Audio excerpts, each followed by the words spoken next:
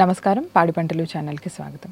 ఈరోజు అభ్యుదయ రైతుల పరిచయ కార్యక్రమానికి చిత్తూరు జిల్లా తవనంపల్లి మండలం కొనరాజు కాలువ గ్రామానికి చెందిన శ్రీ దొడ్ల కుమారస్వామి నాయుడు గారు మన పాడి పంటలు ఛానల్కి రావడం జరిగింది. వీరు గత 25 సంవత్సరాలుగా మామిడిని సాగు చేస్తూ మేలైన దిగుబడి తీసుకుంటూ తోటి రైతులకు ఆదర్శంగా నిలుస్తూ ఉన్నారు. అంతేకాక చిత్తూరు మ్యాంగో ప్రొడ్యూసర్ కంపెనీ లిమిటెడ్కి డైరెక్టర్గా కూడా వీరు సేవలు అందిస్తూ ఉన్నారు.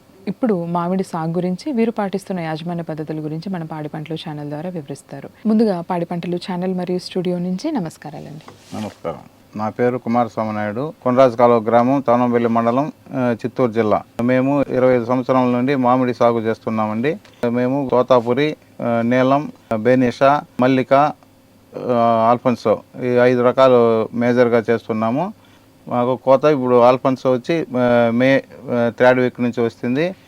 తోతాపురి వచ్చి జూన్ 1st వీక్ నుంచి తోతాపురి స్టార్ట్ చేస్తామండి.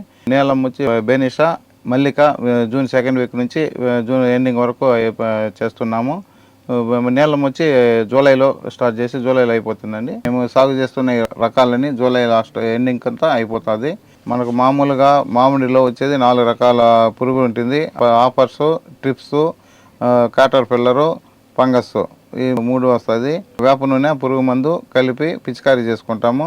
పురుగు మందు వచ్చి పురుగును చంపితే వేప కషాయం వచ్చి గుడ్డును నాశనం చేస్తుంది.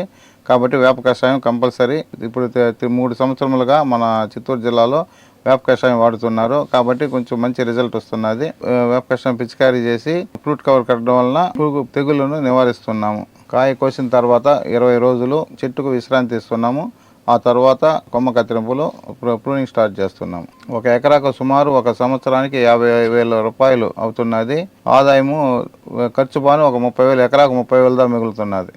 మంచి యాజమాన్య పద్ధతులు పాటిస్తే మామిడి రైతులు మంచి ఆదాయం పొందే అవకాశం కూడా ఉంది. ఇంకా ఎక్కువ కూడా రావచ్చు. మామిడిలో నీటి యాజమాన్యం మేము డ్రిప్ పద్ధతి పాటిస్తున్నాము. వారానికి 1 తడి ఇస్తున్నాము. కాబట్టి మామిడికి ఎక్కువ తడి కూడా ఇవ్వాల్సిన అవసరం కూడా లేదు. కోతకు ముందు ఒక 10 రోజుల ముందు ఒక తడి నిలిపేయాలి. నిలిపితే కాయ బాగా క్వాలిటీ వస్తుంది. మామిడిలో వీరు సాగు చేస్తున్న రకాల గురించి, అదేవిధంగా మంచి దిగుబడి తీసుకోవడానికి వీరు పాటిస్తున్నటువంటి యాజమాన్య పద్ధతుల గురించి, పురుగు తెగుళ్ళ యాజమాన్యం గురించి, నీటి తడుల గురించి కూడా చాలా చక్కగా రైతు సోదరులకు వివరించినందుకు ధన్యవాదాలండి. ధన్యవాదాలు.